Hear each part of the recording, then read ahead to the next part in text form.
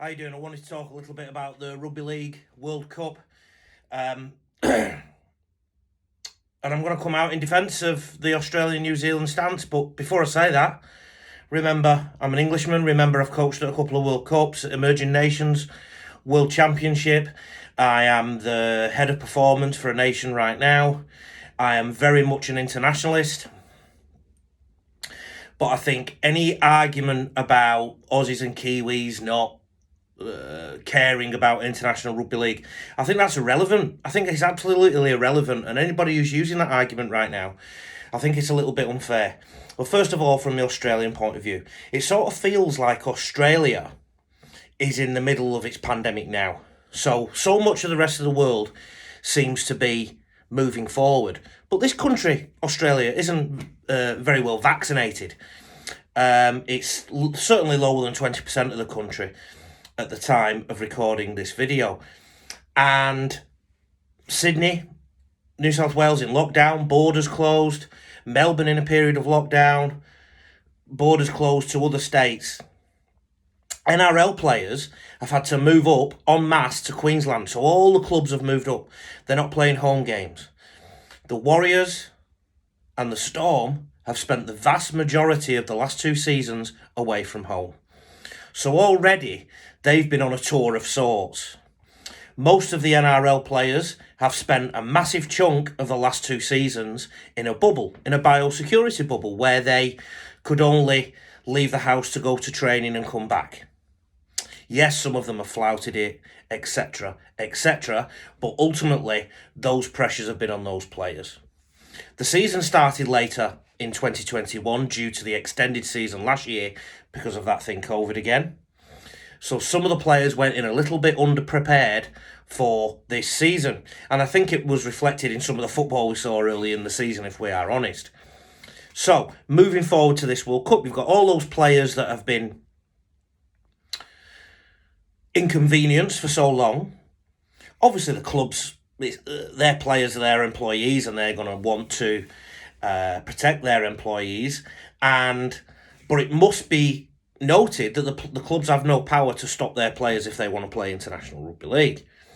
The reality is that there is a collective bargaining agreement that once the season finishes for any player, Gus Gould called it a mandatory 8 weeks. I've also heard it as 6 weeks.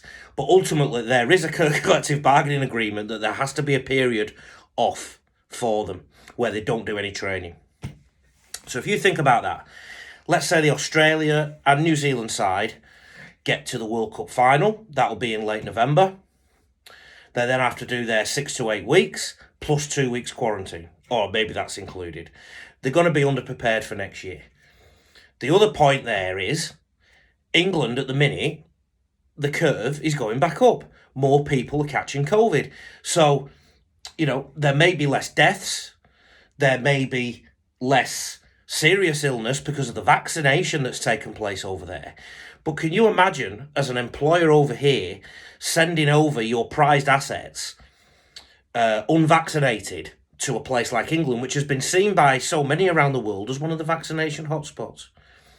And I just think this whole argument, this whole discussion, and it's so unfair to literally just label the Australians and Kiwis as not caring about international rugby league. Have they done their best to make it happen? Have they used a can-do approach? I can't sit here and say that. However, there's no winners in a pandemic. We are in a pandemic. Australia is probably going through the worst phase of it, really, in so many ways, particularly with businesses and individuals going broke and losing jobs and winding up and struggling to put food on the table. Mental health is under pressure. This isn't an easy time for most Australians at the minute.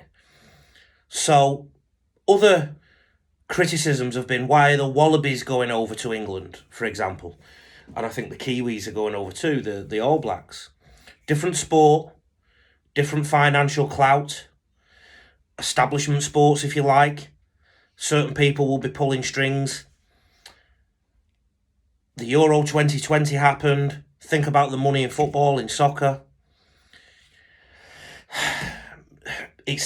Look, the whole idea of this video is to put forward to fellow internationalists, to fellow people who care deeply about international rugby league like I do, that there are other arguments rather than just Aussies and Kiwis don't care.